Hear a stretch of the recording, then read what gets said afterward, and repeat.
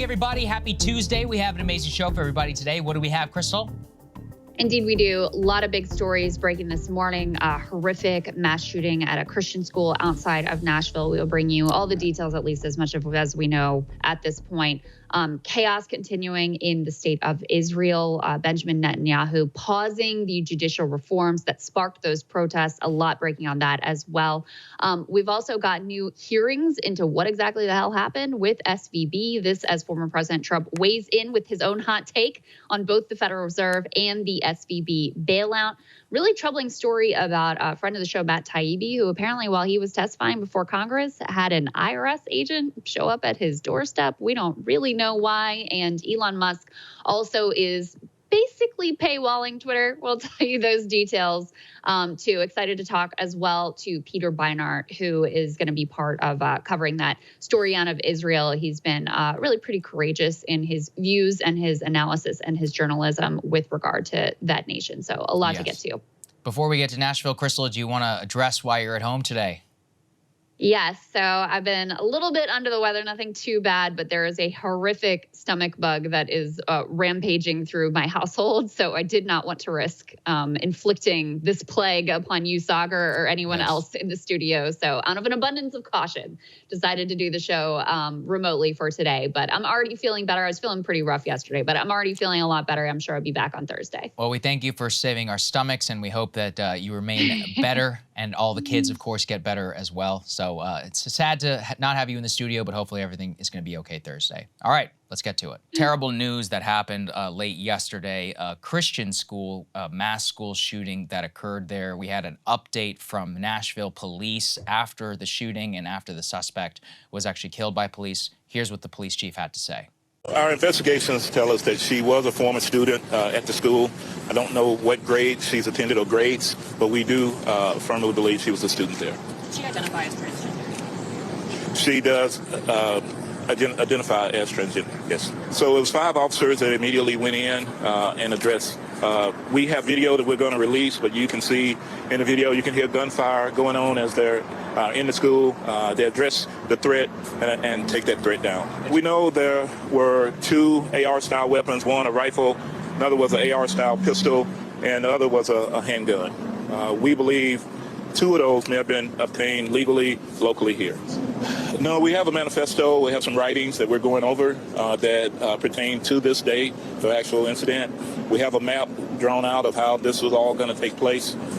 There's right now a theory of that we may be able to talk about later, but it's not confirmed. And so we'll put that out as soon as we can. Couple of important things we could take away from there. Number one, police chief saying the suspect is a female to male transgender, appears to have left behind a manifesto. We don't yet know what the contents of that manifesto have been. There haven't been any leaks or anything that was posted.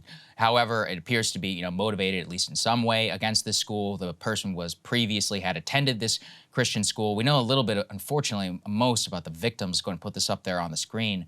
One of them, including a 9-year-old daughter of the pastor. So we have 6 victims of the Covenant School shooting, including the private Christian academy headmistress, a custodian, and the young daughter of the school's pastor. And officials identified 3 of the slain students as Evelyn Deekhouse, Hallie Scruggs, and William Kinney, all aged 9 years old, in addition to 3 members of the faculty from both 61 and the school head, actually, Catherine Kuhn. So obviously it's just a heartbreaking case that's happening here in Nashville. And Krystal and I, we were talking a little bit when the outbreak of the shooting, unfortunately, it almost seems cooked up in a lab to try and, trigger a culture war here in the United States. And, I just think it's very upsetting anytime, children especially are killed in a school, and more so, almost what we saw in Uvalde and elsewhere, like the immediate kind of twisting for political purposes that I'm watching a lot of people on the right also partake in right now is exactly what they decry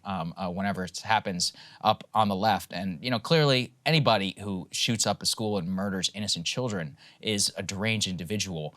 That is the case regardless of whether they're transgender or not. I see a lot of these kind of people playing in the same political space as a lot of people do for whenever it's a, let's say a right-wing motivated shooting like El Paso or something like that, which is obviously, of course, not seized upon or defended against in similar vein, saying, why are you politicizing it here most immediately? I'm curious what your takeaways were, beyond just the obvious heartbreak for the parents and for the children who were killed here. Yeah, I mean, I don't know what the takeaways can be. It's horrific, and it speaks to some sort of deep sickness at the core of our society, because it's easy to forget that, this doesn't happen regularly in other countries. And, there's a couple ways in which we're outliers. One is certainly the amount of guns that we are awash in and that culture. And the other is, I think, a lack of access to healthcare, and a lack of access in particular to mental health care. So I'm just at a loss at this point. Of course, there have been calls for increased gun control. Those are things that I'm open to, but I also have always been sort of realistic and pragmatic about. I don't know that just banning an AR-15s or, banning particular weapons are really going to completely solve the issue. A lot of folks are pointing to the fact that the congressman who represents this district, let's go ahead and put this up on the screen to speak to the culture of being awash in guns.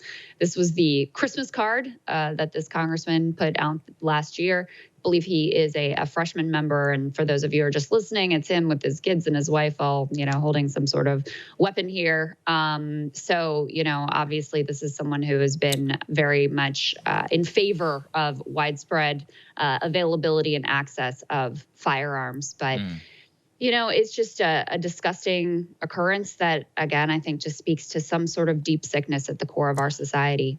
Yeah, I mean, I really just wish that it wasn't a grab bag of everything. So, from what I look at, on my Twitter, in terms of the reaction, right-wing lawmakers elsewhere, everything is about the discussion of the trans identity here of the shooter. And listen, I mean, if there were hormones involved or lack of mental health resources, or that was something that was referenced, look, I mean, we can't surmise the actual motive, but it doesn't take a genius to figure out that they may have had some resentment at the school that they had attended as opposed to their current identity. I think that's absolutely worth a discussion as well. However, also there's just, as you said, almost immediately, that tweet that you showed, went immediately viral, talking about gun access. Well, we've had gun access in this country for a long time. Like, you've had AR-style weapons. It used to actually not be all that uncommon, especially where I'm from in Texas, for like kids to have literal guns in their trucks, like in the 1980s. But there were no school shootings. It's something that just like Columbine and afterwards just ignited something. I'm not exactly sure what it was. On top of that, we of course are having a discussion here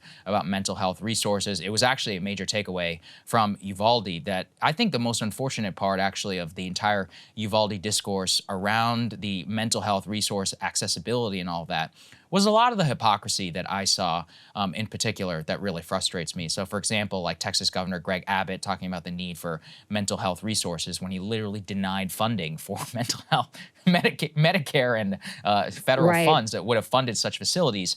At the same time, look, taking away guns is not going to solve. First of all, it's not going to happen. It's just not. I'm already on the record literally against gun control specifically for this reason, because I don't think it would actually solve anything. But beyond that, on a non-practical level, it's not just guns, as laid out. It's multifaceted. I think at our show, our best, a difficult moment like this, we just try to show people like, look, there's no one-size-fits-all solution. We can be open to it. We should just approach each other with compassion. I don't think there's any other way to do it, especially in a horrific time like that. I actually know somebody who knew some of the people who were killed in the shooting, were close family friends with them. And those people are really hurting right now. Yeah, I mean, that is certainly the case. I think it's also just worth saying there's a lot we don't know. One of the things that I will definitely be looking for is, how were the firearms acquired? Yep. Was this person on the radar of law enforcement previously? In that press conference that we played a bit of, they said that she didn't have any prior record or convictions. It doesn't necessarily mean that there were no previous interactions with law enforcement, though, as we know. So those will be some of the questions that we have, and not to mention whatever is in this manifesto that this killer penned.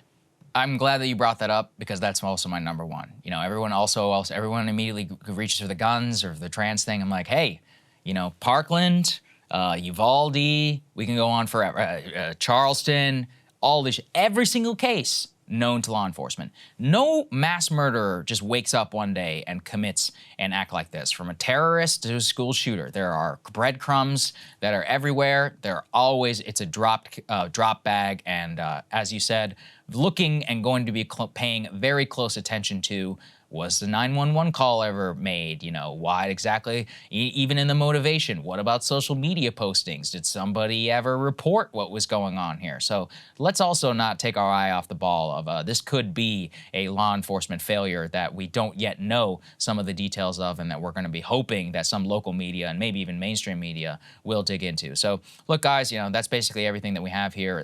As Krystal talked about the spark for gun control, President Biden, in his first initial comments, seized upon the shooting to talk about this. Here's what he had to say. We're monitoring the situation really closely, Ben, as you know, and we have to do more to stop gun violence. It's ripping our communities apart, ripping the soul of this nation, ripping at the very soul of the nation. And we have to do more to protect our schools so they aren't turned into prisons.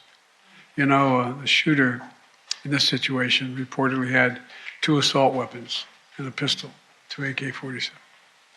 So I call on Congress again to pass my assault weapons ban.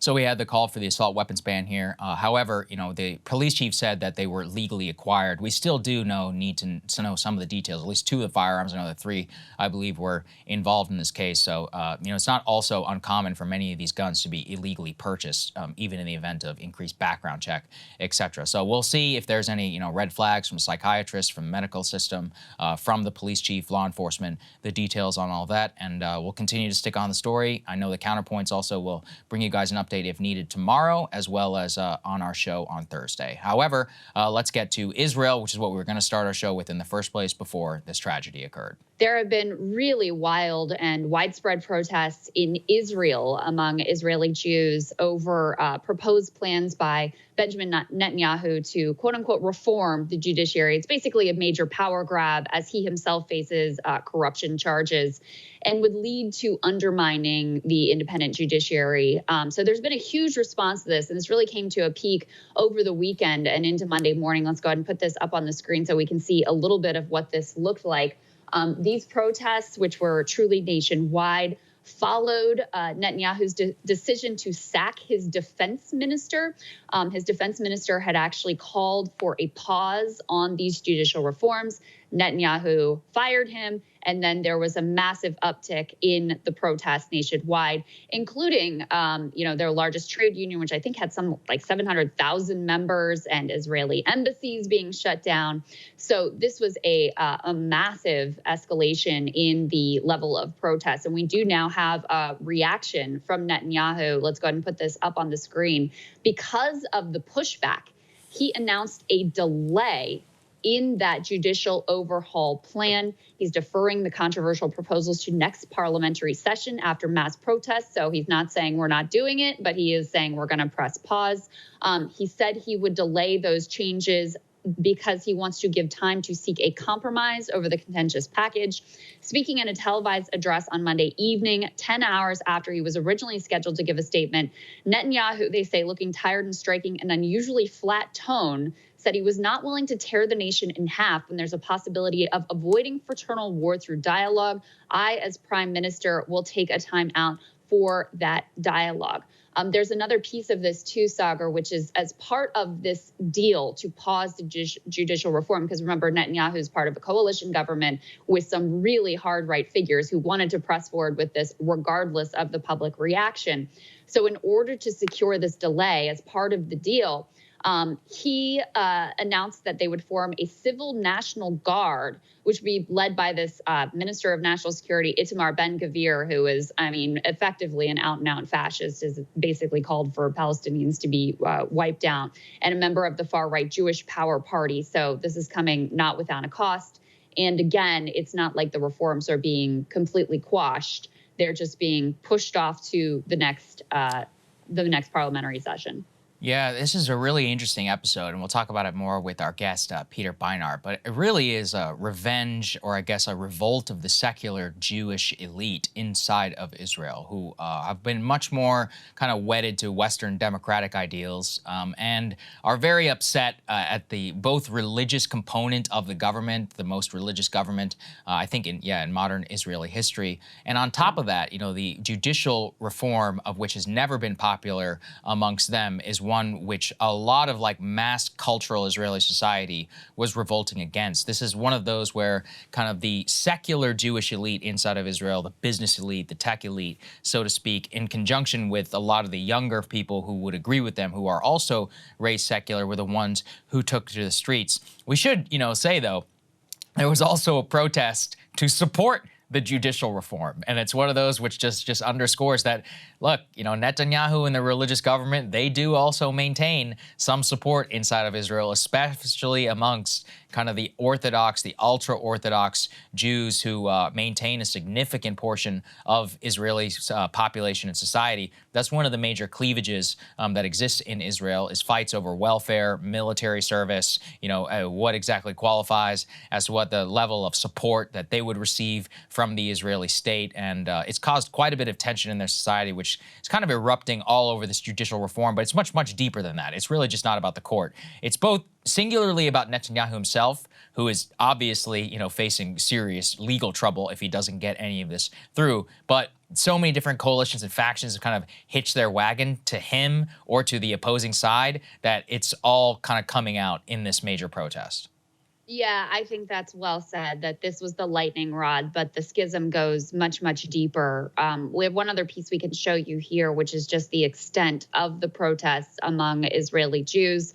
It went so far, go ahead and put this up on the screen, as Israeli embassies and consulates around the world closed their doors on Monday in protest over this judicial overhaul. As I mentioned before, the largest labor union instructed all government employees to go on strike. So you truly had a general strike among Israeli Jews in the country and even at these embassies around the world. I mean, they shut down the airport. Everything was shut down. And so that level of action actually forced Netanyahu's hand to have to do something and at least press pause and hope that some of the furor over this dies down. We also have some breaking news this morning, which is that President Biden has now extended an invitation in the wake of this pause to Netanyahu to come visit the White House. This is notable because there had been a sort of, chill, you might say, on their relationship, somewhat at least, as this was all unfolding. Now, there is no specific date set, but it's kind of, the White House extending an olive branch and saying, OK, we appreciate that you paused these judicial reforms. And to give you a little bit more specifics about what was being proposed here, effectively, the courts in Israel, it's not like they're pro-Palestinian or anything like that, but they will occasionally side with Palestinians in land disputes. And so that's why the far-right politicians that, including Netanyahu and his allies, feel that the court has too much power and they want to be able to overrule the court with a majority vote in the Knesset. So that's effectively, there's some other pieces here, but that's effectively what it would do. It also give them more power to place judges on the court so that they would have more power that way as well. So this is both about Netanyahu trying to escape the corruption charges that he's facing, but it's also an ideological battle here too.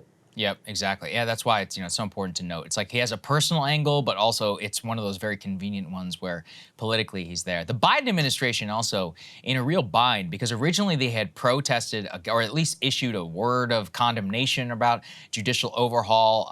They had frosty relations. The State Department didn't have actually any reaction to the protest movement inside of Israel, which a lot of people took certain notice of, and then also immediately inviting him to the White House after he called it off. I will say, from what I've seen this morning, the U.S. ambassador to Israel says there's no date yet been set for the visit or for the meeting. So it's not like frosty relations won't remain. We should remember, too, Biden and Obama are no heroes amongst the ultra-religious coalition inside of Israel. They don't forget the UN resolutions that the Obama administration allowed to go through in the last days of his presidency, condemning. It's been a while since I've studied it, but it's essentially, I think, around Israeli settlements. They kind of viewed that as a, quote, stab in the back. It caused a big thing. Of course, Netanyahu is the one who came to America and spoke out against the Iran deal before Congress, against the explicit protest of President Obama. So there was a lot of bad blood there. And President Biden has always been a little bit more staunchly pro-Israel than President Obama was. He's always kind of called himself that and was certainly an Israeli ally within Congress. But many of the people who work for him were a part of that Obama team, inviting a lot of deep suspicion, from what I understand, inside the Israeli government. So there has probably never been more of a frosty relations between President Biden and Netanyahu as well within this. So we'll see whether that meeting actually does occur anytime in this near future, because it wouldn't necessarily be politically advantageous to Netanyahu. And then certainly for Biden, it would look weak, for both criticizing somebody and then inviting them over here, on top of the fact that there's a significant, I know there was a poll, I know you were thinking about covering it, I could bring up here, which is that Democratic support for Israel is at an all-time low today than it has been in, I think, like modern American history, if you look at the way that many just rank-and-file Democratic voters feel about the issue. So Biden himself is in a little bit of a bind. Yeah, that's interesting that you bring that up. There was some new polling that showed positive sentiment and sort of like sympathy within the for the Palestinian cause. It skyrocketed among Democrats, is now a majority held position, which is quite remarkable, given that have to always be careful about the way you phrase that, but given how much more organized and influential the Israel lobby is in Washington and in terms of the media. So this is another instance of, the public is being told one thing, but they're making up their mind themselves, especially on the Democratic side.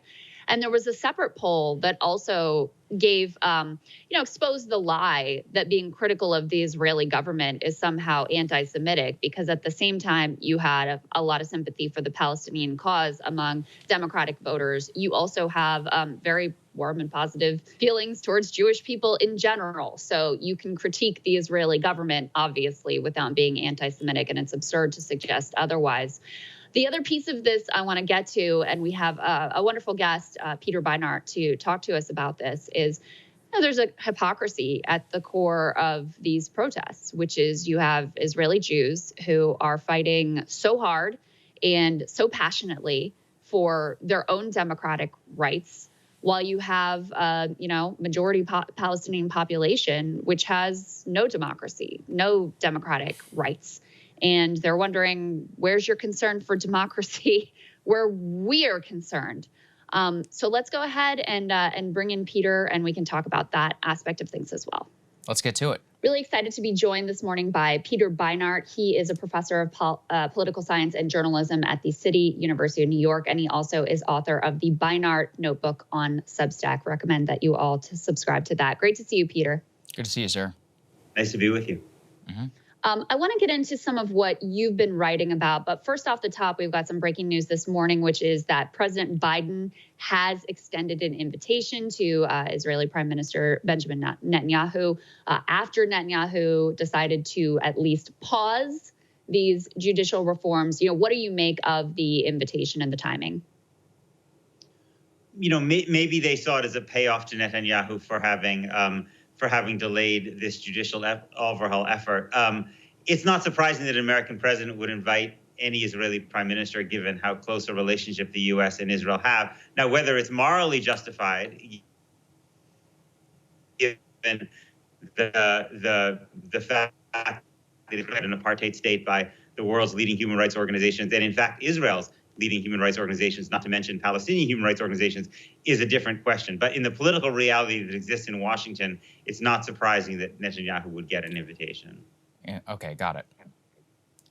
And so, Peter, if we're digging into the bigger situation here, we've got protests all over Israel. How should we make sense of this in terms of Israeli domestic politics and then the way that the U.S. has approached the protest movement?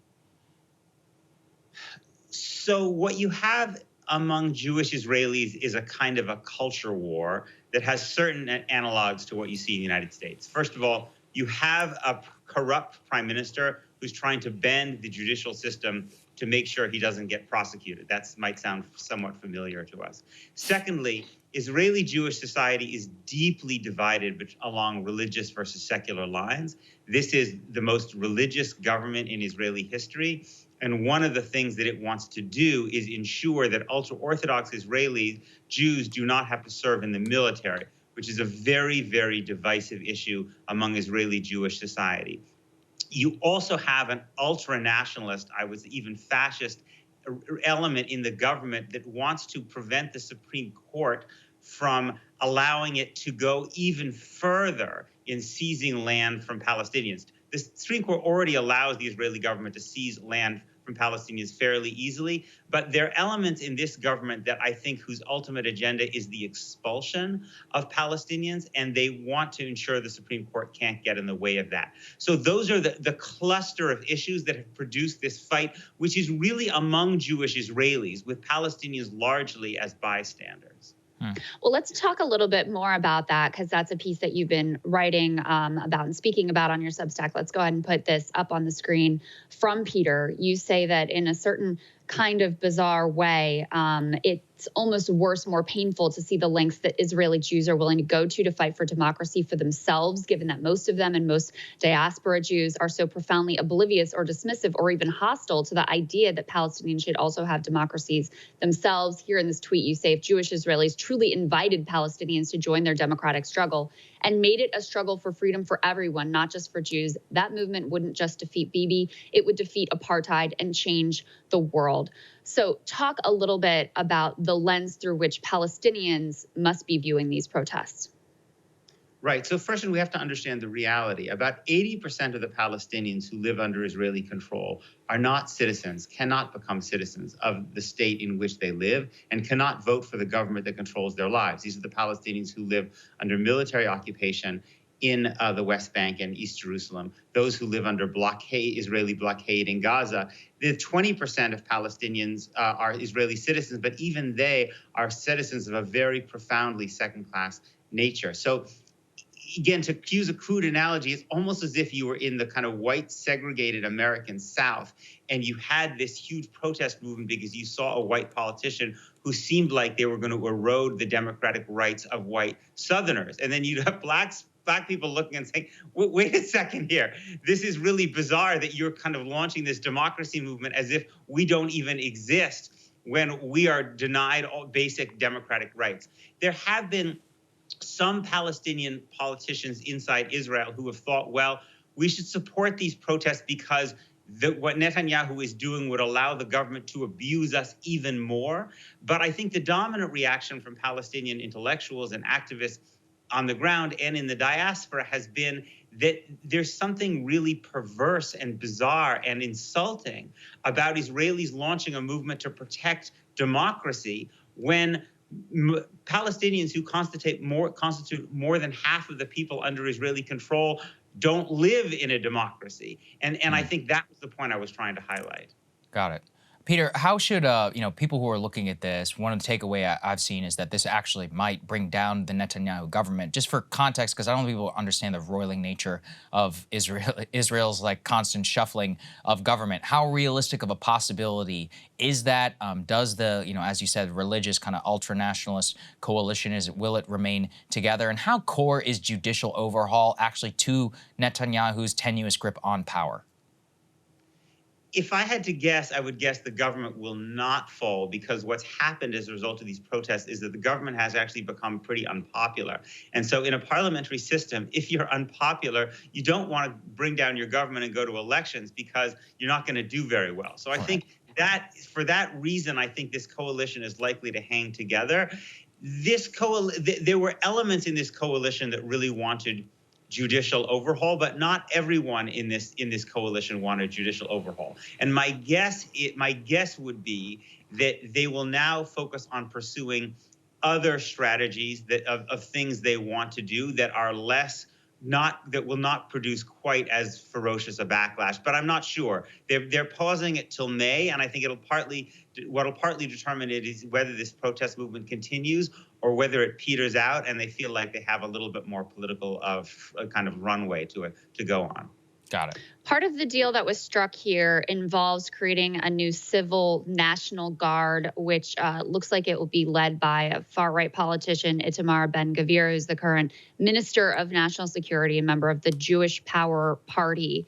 Can you talk about that development, what it means, and how it's being received? Yeah, I mean, again, I'm searching for analogies for American. In some ways, it's a little bit kind of like taking some very, very far right person in the Trump orbit and kind of turning the Proud Boys into some kind of National Guard. I mean, Ben-Gvir is someone who's really been flirted with the edges of terrorism his entire career, was actually considered so much of a, was involved in the group of people who assassinated Yitzhak Rabin, the prime minister, in the mid-1990s, even though he himself was not fingered for that.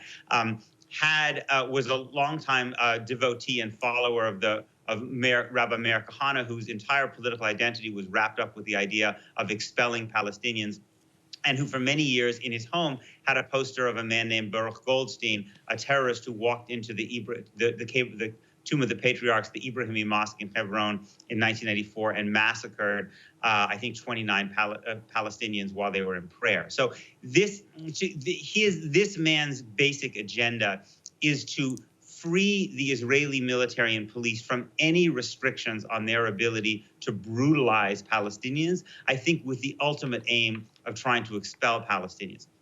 So an utterly lawless human being. So to put this guy in charge of some kind of private security force, it's not clear, frankly, how many people will actually serve in this, but imagine what this means for Palestinians who don't have their own police force and army that can protect them, who are basically defenseless in the face of the Israeli military and police as it stands now. And then you're going to give this guy authority of some special unit. I mean, it's a really terrifying situation.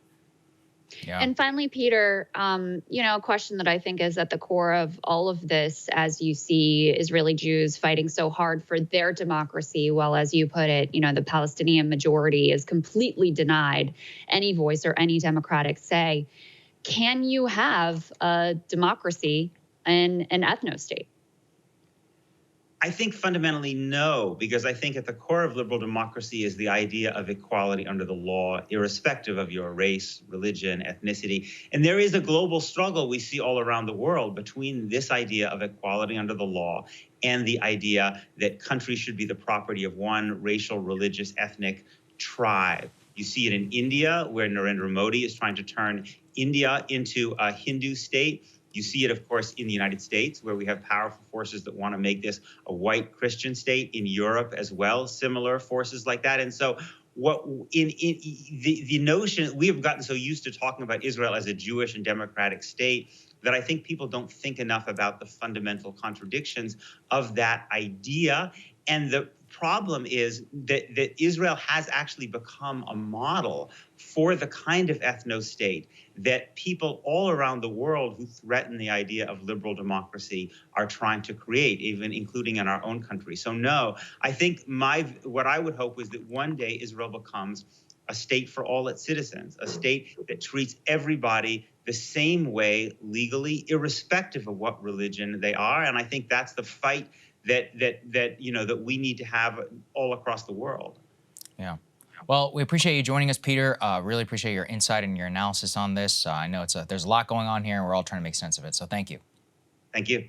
Bunch of breaking news to talk about with regard to Silicon Valley Bank. They are holding their first hearings today in Congress as to what the hell happened here. Before we get to that, though, there has been at least a partial sale of Silicon Valley Bank. Let's put this up on the screen. This was brokered by the FDIC. The headline here from the New York Times is Silicon Valley Bank sold to First Citizens in government-backed deal. Banking regulators, which announced the deal late Sunday, had been looking for a buyer since seizing control of that failed bank. So this includes the purchase of about $72 billion in loans. There was a significant discount here of $16.5 billion. They're also transferring all of the bank's deposits worth $56 billion. Roughly $90 billion in securities and other assets were not included in the sale. But the bottom line for depositors, Now you are part of First Citizens Bank shares. They're the ones who hold your money. You go to their branches, and they own the Silicon Valley Bank branches as well. Let's go ahead and put the FDIC announcement up on the screen just so we can get a sense of that. Their press release says, First Citizens Bank and Trust Company in Raleigh, North Carolina, to assume all deposits and loans of Silicon Valley Bridge Bank. That is the sort of like temporary holding company for the bank. And, one thing that was noteworthy here is this bank, First Citizens Bank and Trust Company, based out of North Carolina, that's purchased it, has apparently been making a habit of purchasing distressed banks from the FDIC. Their size has grown dramatically as they've purchased more than 20 different government-seized lenders. Their assets have grown to more than $100 billion from about $20 billion a decade ago. So that sale has been brokered, which, of course, Saagar, is worth remembering. This didn't take that long to unfold. The normal process that could have played out from the FDIC would have involved a similar sale, depositors being made, if not completely whole, close to whole. It just would have taken somewhat more time than what they were able to guarantee. But clearly there was a buyer for this bank and the assets here.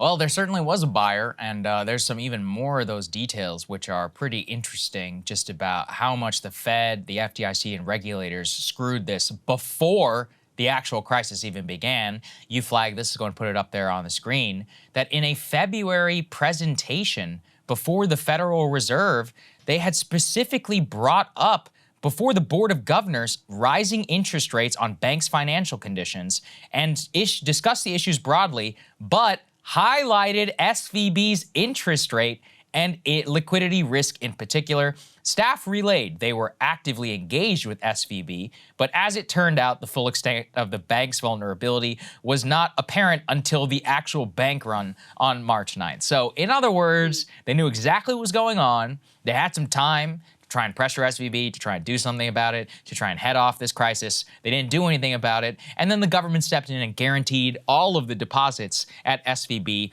and effectively at all large banks in the country, while also screwing the smaller community banks. So a precedent, we really can't let go of what happened. I know everybody's moved on, oh, nobody lost any money. There was no real bank run for normal people, so okay. But I mean, this still is an extraordinary, most extraordinary financial action by the United States government since 2008. And the precedent which has set is still not yet being grappled with. And unfortunately, even in the 2008 context, at least there was some anger about what happened. I'm glad that we are having some congressional hearings, but there is no serious effort yet to actually grapple with what happened here. And I don't think people should underestimate the political vulnerability that the Biden administration and really anybody who supported these actions could face, which we'll talk a little bit about, President Trump, former President Trump definitely seizing on it because he's not an idiot. Anybody could see this is a real political vulnerability when, big bankers get bailouts, even whenever they do something where they screw up and they get to literally continue to do business as usual and keep their regular amounts of profit. It seems like a little bit of special treatment for one people and not special treatment for everybody else. Well, and to that point, yes, nobody has any sympathy for bankers, the shareholders, et cetera. But I got to say, these depositors, put this up on the screen. We're getting some more details about exactly who was bailed out. Put this next piece up here. We now know, per the FDIC chair, that the 10 largest deposit accounts at SVB held $13.3 billion in the aggregate. Okay, 10 accounts had more than $13 billion combined. What is wrong with you that you're holding billions of dollars in an account that is only insured up to $250,000? And keep in mind the way this was sold to people, all the small businesses and the mom and pop food pantry. Bullshit. This is the people that you bailed out. So even the depositors, who were the most sympathetic group here, I got some real questions about any company CEO or CFO that's holding over $1 billion in a bank account. You are an idiot, ultimately, and you do not deserve a bailout. You can wait a week or 2 weeks for a sale to occur to have access to all of your billions of dollars here. Yeah. Krystal, that is an average of 1.3 billion in cash sitting in these accounts. So let's think about that. We all made fun of Roku for keeping $500 million in the bank. It turns out they were junior players and not even top 10 inside their deposits inside of this. It's also funny to me, you know, these people are supposedly the most sophisticated financial minds, and tech is the future. You know, I spoke to some of my friends on Wall Street. They were laughing at them, and they were like, hey, you think you're the first rich person to ever exist? All our high net worth clients have much more spread out assets, specifically in case this doesn't happen. They buy private insurance on their deposits because this type of stuff has happened before. And for somebody who has got a net worth of, you know, 5-6 billion, that interest payment that you'd be making on that is well worth it in the case of a catastrophic risk, which is exactly what happened here. They were actually literally laughing at many of these tech billionaires and other people who might have had assets like this concentrated in their bank accounts, just saying that it was amateur hour. And so when Wall Street is laughing at you for being irresponsible, I don't really know what to say.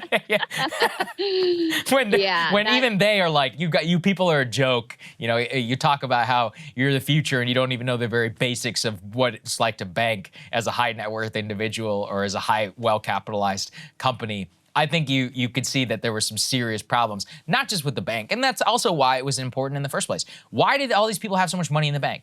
Because this bank specifically catered to this one industry. They became fantastically rich over a period of time. They had exclusive lockup deals. They offered very favoring financing, very favorable terms. I saw a hilarious one from a depositor who talked about how they had to move their deposits from Silicon Valley Bank to somewhere else, and that bank canceled their account because they asked for a physical address. And he goes, that never happened to me. And somebody at Silicon Valley Bank, and someone replied, you're like, hey, that's actually the law. You're supposed to have a physical address. So what are you talking about? He's like, oh, Silicon Valley Bank never asked me that for 7 years while I was a client of them. It's like, so they were basically illegally banking for 7 years while at this one bank. Why? Because they catered to the tech industry, which is high moving startup and all that. And look, risky industries are going to attract risk. That's something which everybody likes on the upside. Nobody seems to like it on the downside, except in this case, the downside, the U.S. government is the one that steps in and says everybody's going to be okay. So I just think it's totally ridiculous. And there is, of course, still continue to be many questions about how the regulators were asleep at the switch here, which I think reflects a deep ideological failing among all of our supposed regulators who have seen their role basically post-Greenspan and in the quote-unquote neoliberal era as rather than them actually serving as the cops on the beat to make sure that any sort of obvious risk is being mitigated and these banks are being dealt with, they've seen their role as just providing transparency to the market because the market will handle the regulation. I mean, it really is like the most classic possible situation because not only from Michael Barr's testimony here, but there was previous reporting that the Fed did know there were issues here for not just like a month in advance, for years. They knew that there was an interest rate risk exposure. They sent their little memos to the bank of like, hey guys, you got to do something about this. But they didn't actually take any action. And so who ends up on the hook at the end of that? Well, it's all of us. The last piece about that I just can't get over with the, depositors with billions of dollars in the bank. We were really sold this narrative of we've got to act and take these extraordinary actions because this particular bank is special and this is going to have huge reverberating impacts on all of these small businesses, et cetera. I think we can see now that there was perhaps no bank and group of depositors better prepared to weather a financial storm than this bank and this group of depositors. So, if they had to get a bridge loan from their wealthy backers until, the next week when they'd have access to their deposits, most of these people would have been fine. So again, this speaks to the core problem and the ramifications of these actions, which is if you're going to intervene in this incredibly extraordinary system-wide way, when it's Silicon Valley Bank, a mid-sized bank with a bunch of billionaire depositors, that means that you basically have every significant bank in the country. You have deemed them all too big to fail. You have put the taxpayers on the hook for all of these banks and whatever idiotic decisions they're making. And that's the piece of this that we really can't lose sight of, Saagar. Yeah, that's right. And, we're not the only ones who are talking about this. As I alluded to, somebody who's got pretty good political spidey senses is immediately going off. Former President Trump weighing in last night after taking a shot at Ron DeSantis, going after the Silicon Valley Bank bailout. Let's take a listen to what he said. And would you have supported the bailout of Silicon Valley Bank? Okay. Ready? Yeah. A lot of questions you're asking me. I am. I wouldn't have supported the bailout. The bank would have to get along by itself, and maybe they could have. What happened with the bank is interest rates went too high. And, I had my own situation with Powell, and I beat the hell out of him. I was not a big fan of Powell. He was recommended by some people. I didn't like him. He's too interest rate happy. What you do is you get the oil prices down. That's bigger than interest rates, the only thing.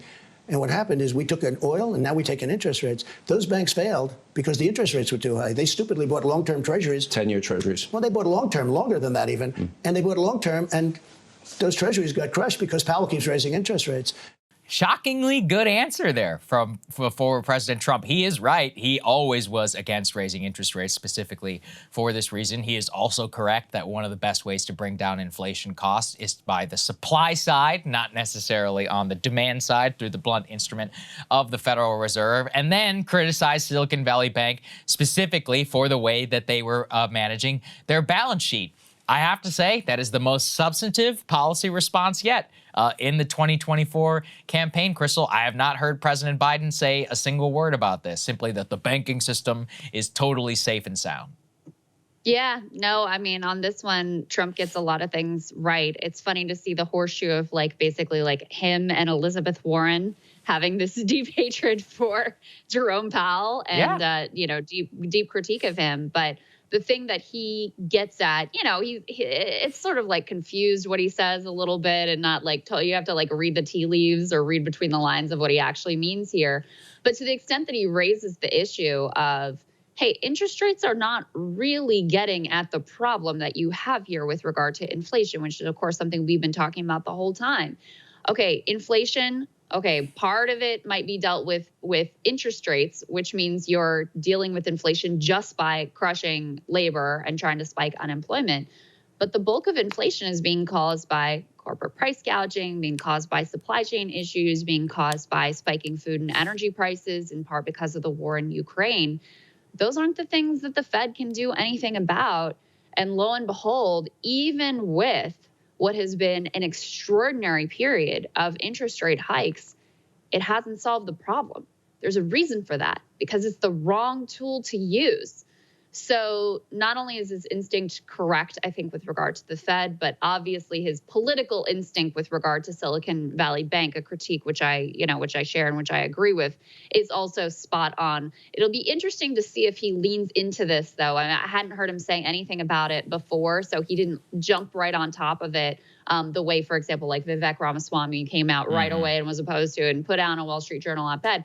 It'll be interesting to see if he adds this to the litany of issues that he really makes core to his campaign in the way that he has Medicare and Social Security, the Ukraine war, and then, his election denial nonsense. So it would be quite something if he adopted this as another core piece of his, pseudo-populist rhetoric, at least. Right. Yeah, I'm also interested in that. Not whether it was a one-off or whether it's something that he'll pick up on. Most likely, if he sees a good response to it, he will continue to pick up. So we'll see. Yeah, it's a trial balloon. This one's a trial balloon. See if he gets applause at rallies with it. Yeah.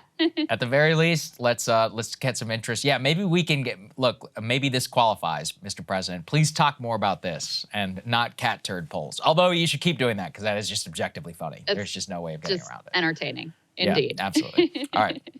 Let's talk about this new poll from the Wall Street Journal, basically pouring gasoline on the fire of the discourse. Absolutely fascinating. I spent a lot of time yesterday talking with Andrew Schultz on the Flagrant podcast about this. Everybody kind of seems to have a take, and I'm curious what yours is as well. So let's go ahead and put it up there on the screen. And it talks about how America pulls back from the values that once defined it. So let's go ahead and actually put D2 up there so people can see the visual. I'll read it for everybody who is just listening. Number one is patriotism. In 1998, 70% of Americans considered themselves patriotic. 61% said so in 2019. Only 38% say so in 2023. For religion, it was 62% in 1998, 48% in 2019, 39% in 2023. For having children, it's 59% in 1998, down to 30% in 2023. Community involvement was at 47, actually spiked in 2019 to 62%, but now down to a record low of 27%. And then finally, money, and in terms of what values are, quote, very important to people, money has now gone from 31% to 43%. So my takeaway, Krystal, was that it's easy to be patriotic in 1998. It's unipolar moment, no dot-com bubble. You could buy a house. You could basically sustain a family of 4 on a single income.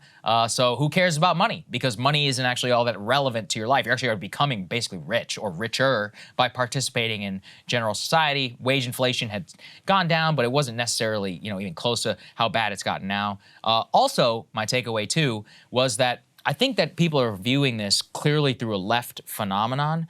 But in reality, if you look at where the major drop in patriotism comes from, a lot of it also comes from the right. And part of the reason why I think that is we have dual narratives of catastrophes that are happening. So clearly, while Trump was president, we had a decline in patriotism because people said, I can't even believe that America would elect somebody like Donald Trump. But if you are a Republican, especially a MAGA type believer, you literally believe that the election was stolen from Donald Trump. So how can you then believe in your country? You have a dual kind of catastrophizing that is happening where you have lack of faith in the country's most basic institutions from both right and left. In a lot of ways, really, the only thing that really unites us at all anymore.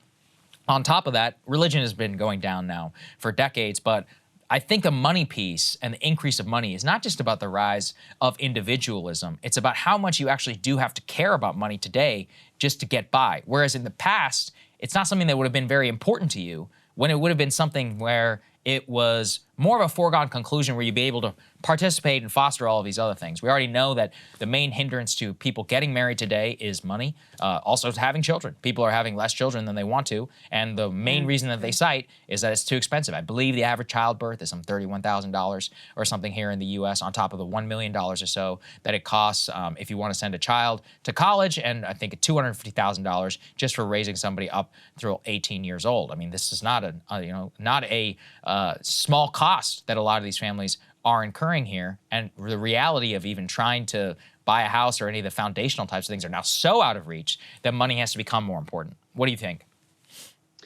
Yeah, I mean, look, I think on a basic level, our economy is supposed to serve the people, and our government is supposed to serve the people.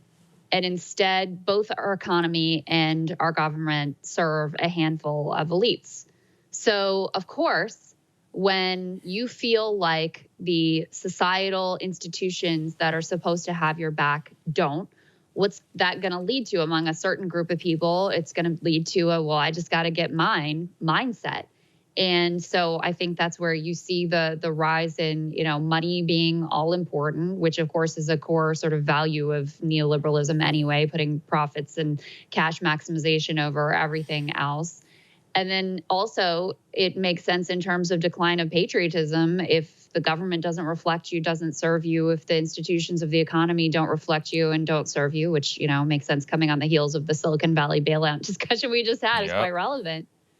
Yeah, why would you feel patriotic about a country that doesn't seem to be there for you? And Matt Stoller made this point that I thought was pretty profound. Let's put his analysis up on the screen here, his tweet that he put out. Go ahead and throw this up on the screen, guys. You can see a chart. He says these two phenomena are causal. America is in a mass die-off. So Americans have become much less patriotic. When your country's systems end up killing your friends and family, you tend to lose your faith. And what he shows is, the graphs we already showed you from this poll, but he also has here the decline in life expectancy that we have seen in the United States over decades and as compared to other nations. So this is a US specific phenomenon. Now, it was accelerated by COVID, but a lot of the underlying things we've covered ad nauseum, Saagar, has to do with a lot of deaths of despair, the fact that you have these mass addiction crises. But I think Derek Thompson has also talked about how it's a whole range of issues where Americans are more likely to die than their compatriots in other nations. So yeah, it doesn't surprise me to see that people don't feel too great about the country when that's the landscape. I'm reminded of a book I read a while ago, maybe in like 2015, 2016, about the American dream and how it was being interpreted, especially by white working class voters in and around Youngstown. Is written by a researcher named Justin Guest. It's called, I think, The New Minority. I really recommend it. And he interviewed a bunch of white working class voters about how they felt about the American dream. And they thought it was dead. You know, they thought like this idea that you work hard and you get ahead, this is nonsense. This does not reflect my life. And these were people, many of whom their fathers or their grandfathers had been able to get solid middle class union jobs, been able to have the family, been able to have the house, been able to have some vacation time every year. And then they had watched the standard of living in their area, thanks to deindustrialization, decline just over their lifetime. So they weren't able to achieve the basics of middle class stability that their father or grandfather was able to obtain.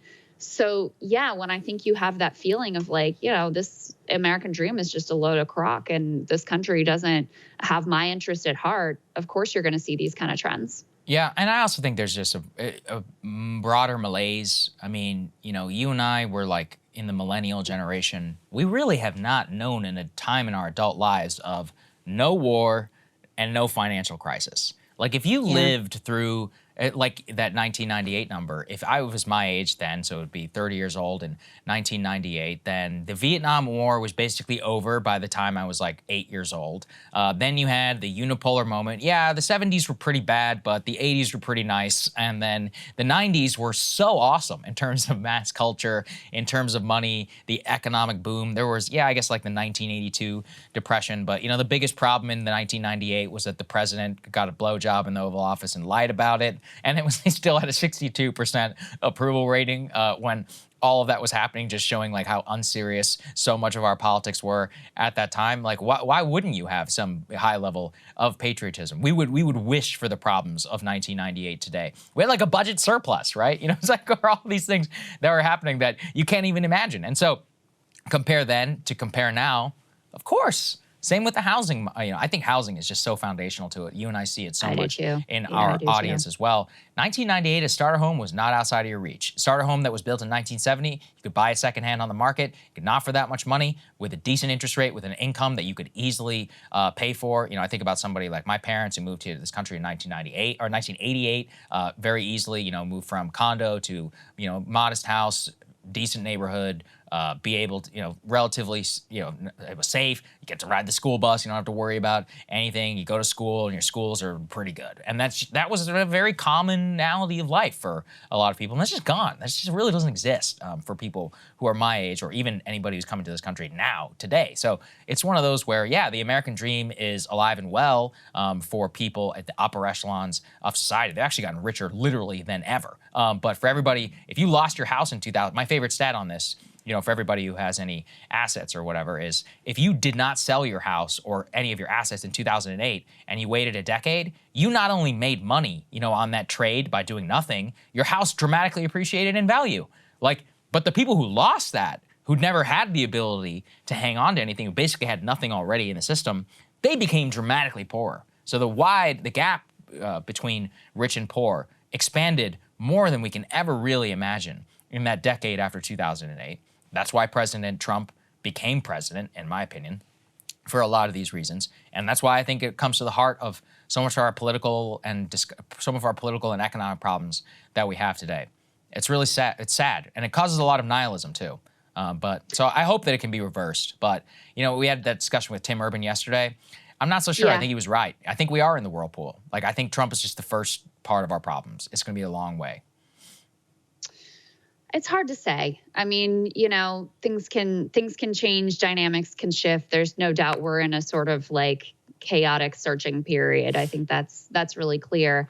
In a sense, I feel like the declining numbers in patriotism are actually kind of a sign of health in terms of the way the American people are viewing the betrayal of them by both the government and by the economic institutions.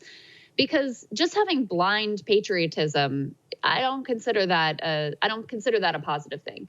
I think it's good that there's a recognition that this system has failed in some really key and bedrock type of ways that can be a positive impetus for change. So in that way, I see a sort of silver lining here, because you're right. You know, we talk about inflation in the context of just the past year or two, but the reality is the basic bedrocks of a middle-class life, housing, education, and healthcare, have dramatically escalated in cost as to be wildly unaffordable for a majority of Americans. And those are kind of the key markers of a stable, non-precarious middle-class life. So the American people have been suffering under brutal escalating costs for decades now that have, put stability out of reach for so many. And that's why when you dig into these numbers about patriotism and community involvement and all these other things, the places you see the largest declines are among young people, because like you said, Saagar, they've never known another world. Basically, people my age and younger have never known a different world that wasn't, Bush invading Iraq on a mountain of lies and media betrayals and societal institutional failures and financial collapse and escalating crises. That's been the world that we've existed in. So it's not a surprise that there's been a sort of radicalization. To me, it's an entirely rational response to the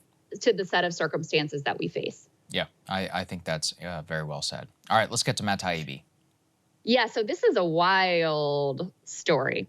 You all will recall that journalist Matt Taibbi, who covered a bunch of the Twitter files, with regard to the Elon Musk releases and testified in front of Congress recently as part of that weaponization of government hearings.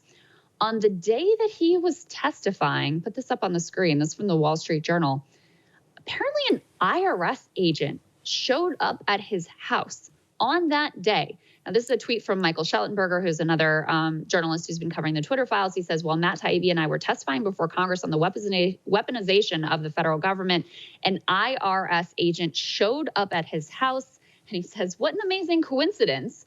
From the Wall Street Journal report here, and I think we have that we can put up on the screen, House Judiciary Chair Jim Jordan has now sent a letter to the IRS on Monday demanding answers about why exactly this happened. Because, listen, I have been audited before. This is not the way that it works. Yes. IRS agents don't just show up at your doorstep. You get a letter in the mail that says, hey, you need to contact us. And then you go through a process. But never have I ever had a situation where an IRS agent actually knocks on your door demanding answers. And it was an unannounced visit. So it really is a troubling development here. Well, and some of the details relate directly to his work over at Substack. It says the taxman left a note to Mr. Taibbi to call the IRS 4 days later. Taibbi was told in a call with the agent in 2018 and 2021 tax returns were rejected owing to concerns about so-called identity theft. Taibbi has provided the committee with documentation showing that his 2018 return had already been electronically accepted, and says that the IRS never notified him or his accountants of a problem after he filed that 2018 return more than 4.5 years ago. The IRS initially rejected his 2021 return, which he later then refiled. It was rejected again, even though his accountants refiled it with an IRS-provided PIN number. Notes that in neither case was the issue monetary, and that the IRS actually owes him a considerable amount of money. So the bigger question is, when did the IRS start dispatching agents for surprise house calls? By the way, Krystal, you and I could use a call back from the IRS, so that would be nice. Yeah, in terms of actually getting some service for trying to run a small business and do it legally here. It's actually much harder than you might imagine. And yet, apparently, whenever you go and you testify before Congress and you call out the actions of maybe the national security state and expose some pretty troubling and some interesting things, then the taxman just comes to your house on that very same day. Look, as you said, this is unprecedented. People don't just show up at your house completely unannounced. That's crazy. We can barely get a freaking letter back from these people. So to have resources to dispatch somebody directly to your personal residence without a heads up. Also, from what we can see here, he engaged a professional accounting firm.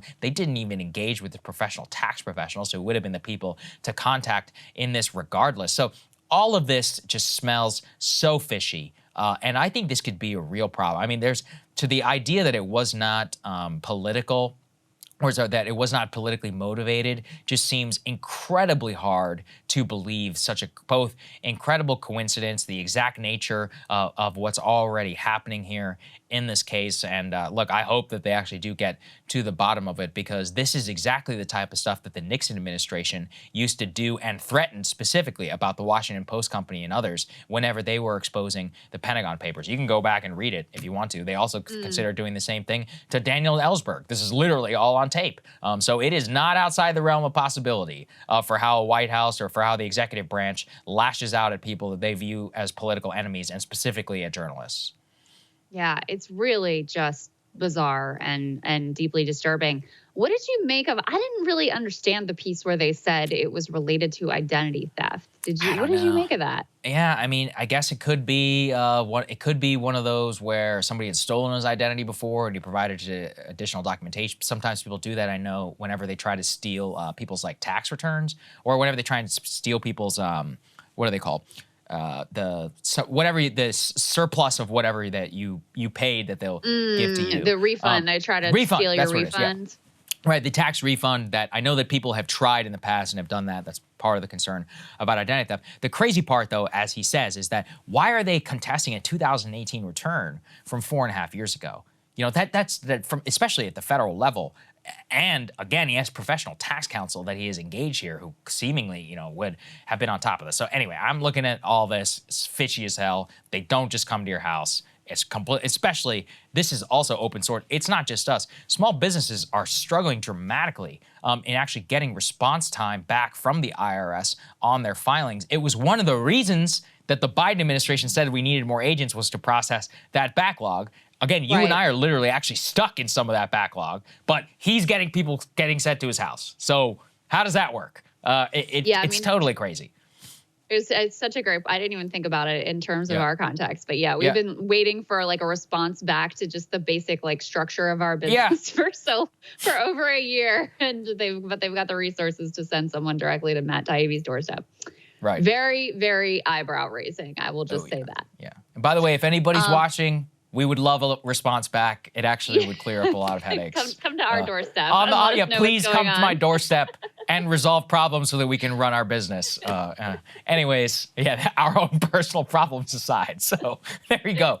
Anyway, we stand up here for Matt Taibbi. We'll put a link to his Substack here in the description, so you can make his tax problems even more complicated because he's making so much money. But look, the clear point here is that obviously this seems deeply fishy. There need to be a lot of questions that are answered about this. And if it was politically motivated in any way, all of that needs to come out from a corruption of our tax system. And if the executive branch was resolved, because it would be a genuine scandal.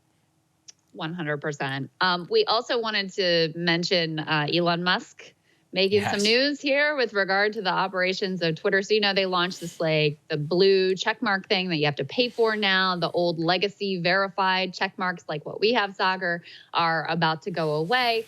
And so he tweeted out, starting April 15th, only verified accounts will be eligible to be in For You recommendations. This is the only realistic way to address advanced AI bot swarms taking over. It is otherwise a hopeless losing battle. Voting in polls will require verification for the same reason. Now, I think it's important to remember, in terms of his claims of like verification, that the new blue check marks do not require a verification. Right. It doesn't actually identity verification. Right. The original idea with check marks was that you go through an identity verification process. And so that way, you can look at an account and know that this person is who they say they are. And I didn't realize this actually came out of a lawsuit of someone whose identity was like stolen and they were slandered and whatever. And so this was the solution to that problem. Now, I had issues with the blue checkmark, like legacy blue checkmark system as well. I actually think it should have been much more widespread so that you had much more identity verification on the platform. But the direction Elon is going in is the polar opposite. It makes it much more of a Wild West where you have no idea who is saying what and whether this is real. Yes. And now those people who are willing to do the effectively pay to play are going to get a tremendous benefit in terms of their use of this platform. For people who don't know, Twitter now has two settings. You can either look at just who you're following and what they've been tweeting out in order, like just a true sort of timeline, or they have an algorithmically generated for you that the app usually defaults to. You know, they were supposed to change it so it defaults to whichever one you choose, but that's been sort of like, you know, sketchy whether that's actually been happening. So if you're not showing up in the For You algorithmically driven tweets, like you basically have been disappeared on the platform effectively. Yeah, I think it's a huge mistake. I'll tell you why, which is that the major reason that people follow Twitter, most people don't tweet. Most Twitter users don't actually engage on the platform beyond like a like or scrolling past something. They follow mostly large accounts to try and figure out what's going on. So what if those people don't pay for their check marks? Are they not going to show up in the For You page? Ergo, are you not going to then have the most timely access to information? And are you instead going to get a bunch of threads from guys talking about intermittent fasting, cold plunges, and how to become a multimillionaire, which are got to be the most annoying tweets on the entire planet. It honestly reminds me of what will happen to Clubhouse. It's like you went on to Clubhouse, there's all these scams about how to make it whatever in venture capital, and the actual quality discussions weren't there anymore. And so this, as you said, is basically a pay-to-play system for all of these people who desire and want engagement. Now, I'm not saying that many high follow accounts don't want that, but the reason that a lot of these accounts do fundamentally get a lot of followers is because people, again, want to hear what they have to say. So this is more of a TikTokification of Twitter. The reason why I don't think it will work is that the TikTokification, if you will, is surfacing content which they know that you will engage with in a video format. This, again, is more timely access to information that you have curated that you know that you want to look at. If you're an NBA fan, you follow NBA accounts. If you're an NFL guy, you follow NFL accounts. My account is mostly politics because I follow curated news, people that I trust over many years that I've said these are information that I can look at, surface, and then hopefully either try and share it with you or dig into deeper with my own reporting. That is the actual value access of Twitter and always has been for a lot of high, I guess, value, high elite perpetrator, whatever, you know, cultural tastemakers, whatever term that you want to use here. And I think that this will really destroy it. We'll see, though. I mean, as long as I have access to my follower page, my following page, which is not the default, but which you have to click into, I guess it's fine. But, you know, like you said, legacy accounts like yours and mine, I will say I do think it's a problem for anybody who's starting out in the journalism business. You basically have to buy a blue check mark, you know, if you want to get any amplification. You and I have a combined almost 1 million followers. Like, we don't really care, you know, take it away. Like, what's it going to do to me? I don't care. But, you know, if you're starting out, I don't think it's really that fair. I do think it is pay to play.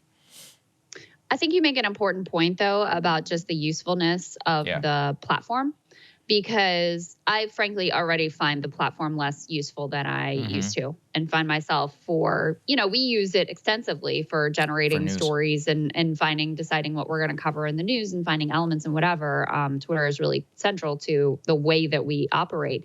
And I already find myself using it less just because of some of the algorithmic changes that have already been made, in my day-to-day usage of it. I find it less useful. So I think you're correct in identifying that, the really core problem here is that it's just going to be a less useful platform for everybody. And so people are going to use it less. And, I also will say, just as like a matter of principle, I will never pay for the, I will never pay for the blue check. Not happening. No, you can, I would rather just be kicked off of Twitter than then go through the shame of like paying for my Twitter access and get my little blue check mark. Never going to do it. The only way that we would ever do it is if it were materially hurt the business in some way. But like, you know, it doesn't do anything. Like, yeah, I guess it's good whenever we put out announcements about the show, but we have bigger following here on Instagram and on YouTube especially, or on our podcast feed, which nobody's charging me to pay. So it's like, all right, you want to take it away? I guess that's fine. Maybe other people will feel similarly. I don't know. I genuinely have no idea how this will all play out. Personally, I don't think it's going to work. I don't think it'll work that well. Yeah, I don't think so either. So we shall see. I'm not seeing a lot of business genius here right at this moment, to be honest with you. There you go. All right, Saagar, what are you looking at? From day one of the war of Ukraine and the debate about military aid to that country, we have been assured by policymakers of one thing.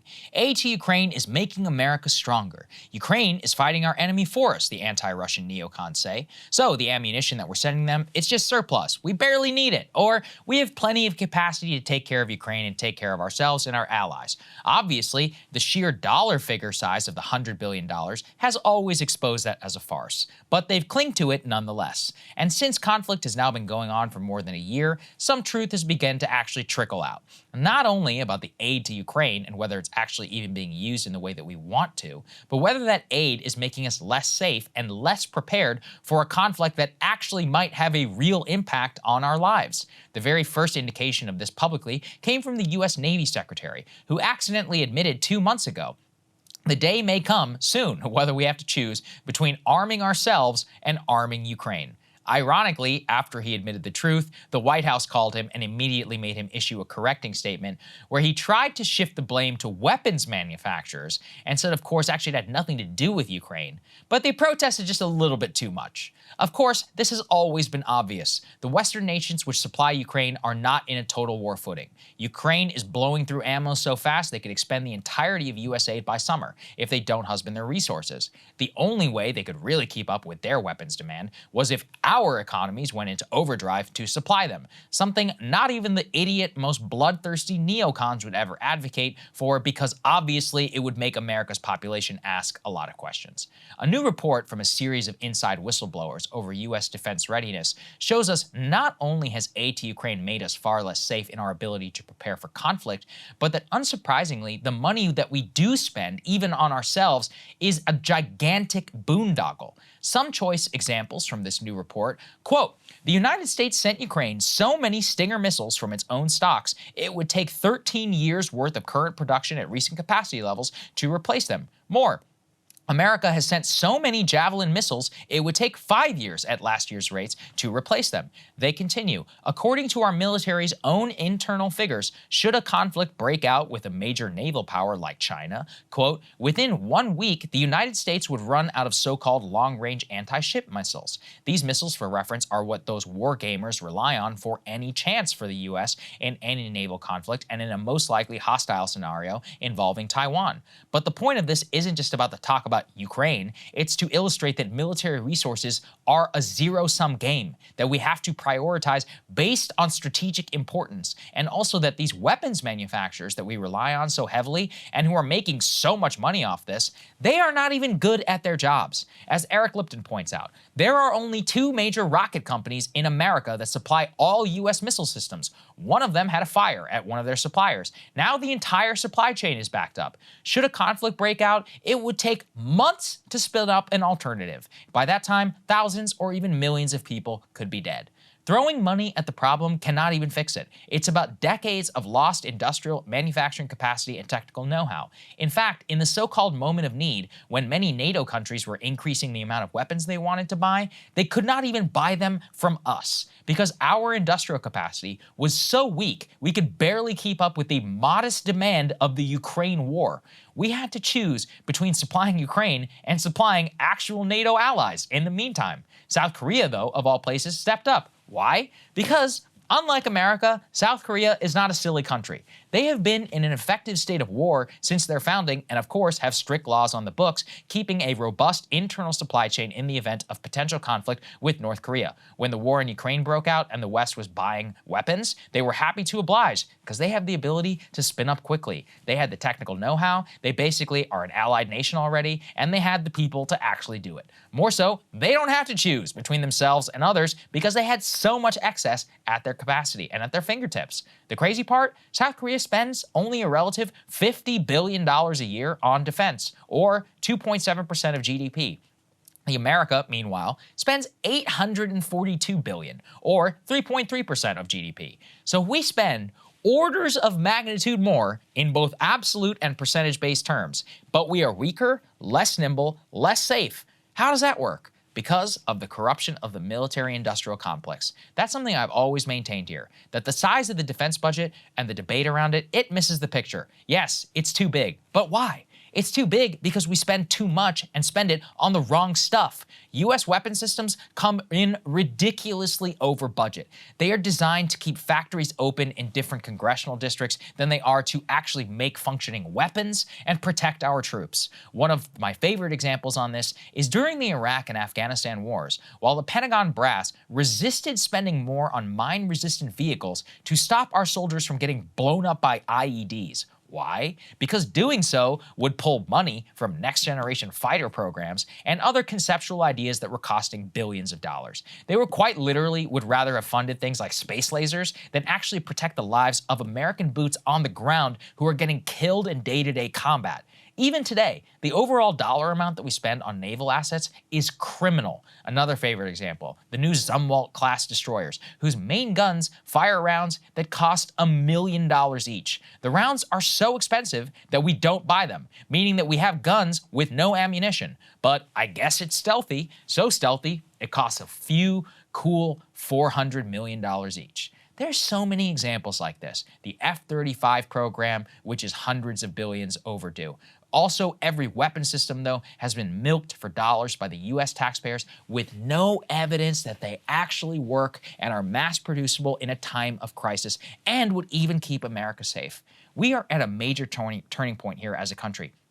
Last times actually things were this dire, it was 1940. We had no financialization, we had a massive untapped industrial capacity. I have no doubt that eventually we might be okay should things go south, but thousands and potentially millions should not have to die before we do so. The lessons that we have forgotten were forged in blood, and unfortunately, it looks as if we may have to spill that blood again before we ever wake up from whatever this hell is going on here. And Krystal, I found this report just absolutely stunning. I'm curious what you did as well. I mean, we were assured constantly, like it's not making America less safe. It's not drawing from our resources. And then you look at the military-industrial complex and its supply chain. These people are running it as if it's like Amazon, or actually, no, Amazon is probably even more efficient. Like one of these, like car companies, like General Motors, they're basically unable to manufacture anything in a timely capacity, are charging more than ever and making more money. The only person getting screwed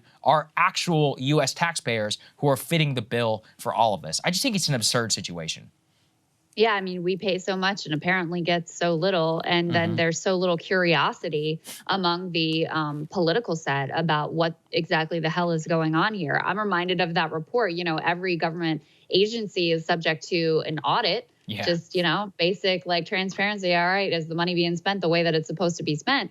Every other agency is able to pass that audit except the Pentagon. And it's not even close. They can't account for like 60% of the money. I mean, it's insane. It's insane. And it also underscores for me, we talked about this before, you know, when you're in a situation in a war that's basically a stalemate, which could be what we're facing here in terms of spring offenses in Ukraine, the way that you overcome a stalemate is by massively ramping up production. But we aren't going to do that, nor should we do that. And so there isn't an infinite amount of resources here to apply, which means, you know, even if you're very much pro-Ukraine and you want to be on their side, et cetera, there is a bit of a ticking clock here in terms of resolving this conflict in a way that gives Ukraine the strongest hand they possibly can have in terms of negotiations. So I think it's a really important report and exposes some of the, deep rot within the military industrial complex and the way that they've just taken U.S. taxpayers for a ride with zero accountability. That really bothers me as well. And people who are pro-defense, look, I am a pro-defense readiness. That's why, but though I'm not engaging in the fight. I'm like, we need to spend more on defense. I'm like, hold on a second. It's not about money. It's not actually about money at all. Many of these countries are able to fund much more sophisticated weapon systems and keep, South Korea has mandatory military service, standing armies, huge, manufacturing capacity and all of this. And they spend less money percentage-wise on national defense. We should all be like, how do we do that? That sounds great. And we don't, because, those destroyers, they pointed out, many of these congressmen just milk these programs, which are actively draining taxpayer coffers because they keep jobs open in their district or they have some facility which is connected to it. It's like the F-35 was assembled in 48 different states. They didn't need to do that. They did it so that it would touch every state in the country and nobody would politically speak out about it. But that's not how you're supposed to design actual readiness. We might have actually had a better plane. And, this is all a war situation where there's real consequences to not being ready for something. And it's really not a joke. But at the very least, we can at least discard the idea that, aid to Ukraine is not drawing in some ways from U.S. military resources. That is now dead. And now they need to defend it on its merits. So they're going to reach for we'll fight them over there, so we don't have to fight them over here, even though that never was really supposed to be on the table in the first place. So lots of myths that are getting destroyed here. Krystal, yes, what are you indeed. taking a look at? Well, guys, there is some absolutely bombshell news coming out of the crypto world. Binance, which is the world's largest crypto trading platform, which dwarfs FTX even at their peak. Binance is something like 10 times the size of FTX. They have just been sued by the CFTC, that's the Commodity Futures Trading Commission. And the complaint here is quite extraordinary. What they allege is a wide-ranging scheme of illegally selling commodities to U.S. customers, something they're not supposed to be doing, of covering it up, even of coaching these U.S. customers how to cover their own tracks here. And additionally, in fairly explosive allegations, some insider trading and self-dealing that does sort of smack of some of the failures of FTX as well. Before I jump into the complaint and some of the admittedly juicy details here, because apparently a lot of these top execs just directly messaged each other all the time about their fraudulent schemes. Before I get to that, I want to give you some of the background on Binance so you can understand what a big deal this is. A couple of months back, I did a monologue talking about this digital trading platform, how significant it was, and how many red flags there were about its operations. Let's take a listen to a little bit of that. Here's a few things you should know about Binance straight away. Much as FTX was operated at the seemingly sole discretion of SBF with no corporate oversight and no board, Binance is seemingly run at the sole discretion of CZ. There is no traditional shareholder structure or board of directors. In fact, it's a stretch to even call Binance a company. It's not headquartered anywhere, and CZ himself hopscotches the globe in search of friendly regulators who will allow them to operate schemes which would be illegal in many countries. Here is how Bloomberg describes this state of affairs. Quote, legally speaking, a Cayman Islands firm named Binance Holdings Limited owns its trademarks. That entity's ownership has never been disclosed. Zhao, that's CZ, is the sole owner of Binance Capital Management registered in the British Virgin Islands. Many Binance operations are also entirely owned by CZ, either directly or through an entity he controls according to corporate filings. Most of the trades on Binance go through the flagship exchange, Binance.com, which is based in who knows where and owned by God knows whom. So a whole lot of red flags there. I mean, it seemed like CZ was just running around the globe to try to escape any sort of regulatory scrutiny and avoid getting pinned down by the laws of any one country. But now let's take a look at what the CFTC is alleging was actually done here. And there are some pretty remarkable details in this complaint. Let's go ahead and put this first one up on the screen. As I said, some of the top level executives seem to have a habit of messaging each other about exactly what they were doing and the level of contempt and disdain that they allegedly had for the laws of this country and other countries as well. So here we have an exchange with the supposed person responsible for money laundering reporting. And what she says here is that even though Binance doesn't have a board of directors, she complains about needing to write a, quote, fake annual money laundering report to Binance board of directors, WTF, to which another top executive responds, yeah, it's fine. I can get management to sign. So this was as part of an external request for documentation of how they are dealing with money laundering. Clearly, they have complete contempt for any ability to deal with potential money laundering issues. So she is complaining about having to write a fake report to a Binance board of directors that does not even exist. Let's put the next one up on the screen here, because we've got another exchange between these two executives about the ways that some of their customers use the platform. You've got Chief Compliance Officer Samuel Lim saying, quote, like, come on, they are here for crime. Binance's money laundering officer agrees that, quote, we see the bad, but we close two eyes. So these are the people who were supposed to be enforcing compliance for Binance, and they are openly admitting that they know many of their customers are, quote, here for crime. Let's put another one up on the screen to give you a sense of the sort of flippant approach to alleged fraud, which came directly from the top down. These are some interactions involving CZ himself. He explained that Binance needed to make sure its PR messaging was on point regarding their large U.S. customer base. He told colleagues that, quote, we need to finesse the message a little bit. And the message is never about Binance blocking U.S. users, because our public stance is we never had any U.S. users. So we never targeted the U.S. We never had U.S. users. This, of course, was directly contradicted by reports CZ was regularly receiving reports that their customer base was 20 to 30% U.S. And again, just to remind you, they were not supposed to be selling commodities. They are not registered in the U.S. to sell commodities. So any exchange that they were doing with U.S. customers was illegal. So what these findings here allegedly prove is that they were aware that their customer base was 20 to 30% U.S. and they were claiming publicly that, of course, they had no U.S. users. Let's put another one up on the screen that shows some of the extent that they would go to help their customers hide that they were, in fact, U.S. users. They apparently actually put an instruction guide up that explained how to use VPN, which allows you to mask your location that you are coming from. Here, we've got another quote from Lim. He explained to a subordinate, they can use VPN, but we are not supposed to tell them that, talking about their customers. It cannot come from us, but we can always inform our friends, third parties to post, not under the umbrella of Binance. Ha, ha, ha. So basically saying like, yeah, we need to tell them to use VPN so that no one knows that they're actually U.S. people. But, you know, we can't directly say that. It's got to come from one of our allies, can't come directly from Binance, LOL. So if you take all of these alleged comments together, you see pretty clearly they knew they were in violation of U.S. law. They went to quite some lengths to cover it up, to pretend they had no U.S. users when obviously they knew 20 to 30% of their customer base was U.S. based. But maybe the most explosive allegations have to do with self-dealing and insider trading. So CZ himself is alleged to have controlled 300 different accounts on the platform and was using their quant desk and insider information potentially about what exactly was going on in that platform to make money for himself. I've had a report on this. Let's put this up on the screen. This is from an outlet called Blockworks. They wrote, the apparent setup reeks of a familiar funk, control the markets, own the market makers, then offer enough special privileges to render profiteering from users a sure thing.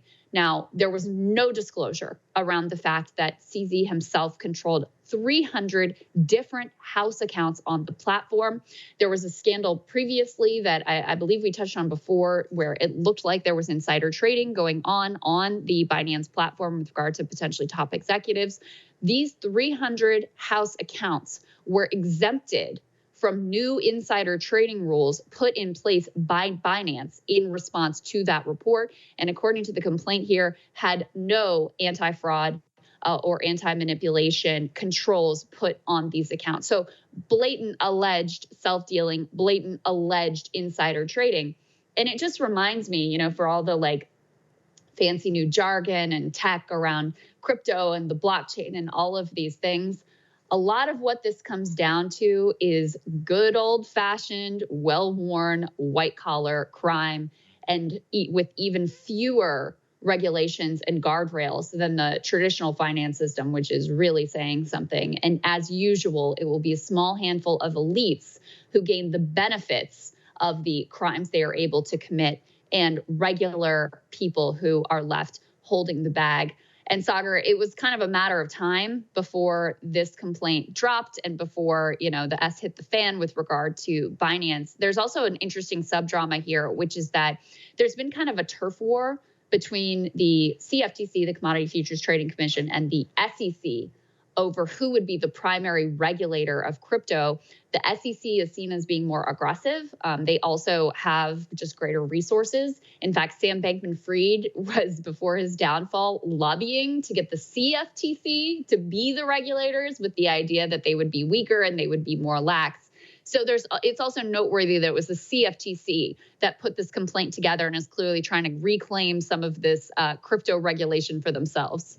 Yeah, there's a lot going on there. It's pretty crazy. It actually reminds me of what we were talking about in our SVB block there, where we're like, hey, there's nothing very new here. It just sounds like both amateur hour and just run-of-the-mill, like, alleged white-collar crime for the criminals about circumventing U.S. securities laws, or in this case, whatever was happening with the CFTC. And the more that just comes out about this, it just reveals, like, how much of a house of cards the entire thing was, where everybody was making so much money. Nobody appeared to, in such a quick period of time, nobody really wanted to ask any questions. And now that the industry is only like a couple of years old, everybody's, well, hold on a second here. What actually happened, and what are your actual best practices to ensure that customers are okay? And you reveal, like, one of the world's billionaires is a complete and total fraud and the company just totally collapses, and then the other one also appears to be engaging in some pretty sketchy behavior.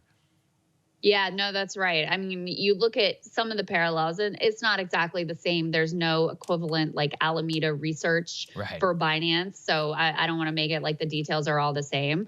But some of the red flags were quite similar. Like, there's no board of directors here. So it's all just dependent on the ethics and proclivities of this one sort of like eccentric dude, CZ. And you also have a situation where, and this is what I covered in the monologue previously, they don't have a real auditor. There are other crypto-related companies that have, real like big four accounting firms that do their auditing. And CZ was always like, they don't really understand crypto, so we can't use one of the real auditors. And you're like, is that really the reason?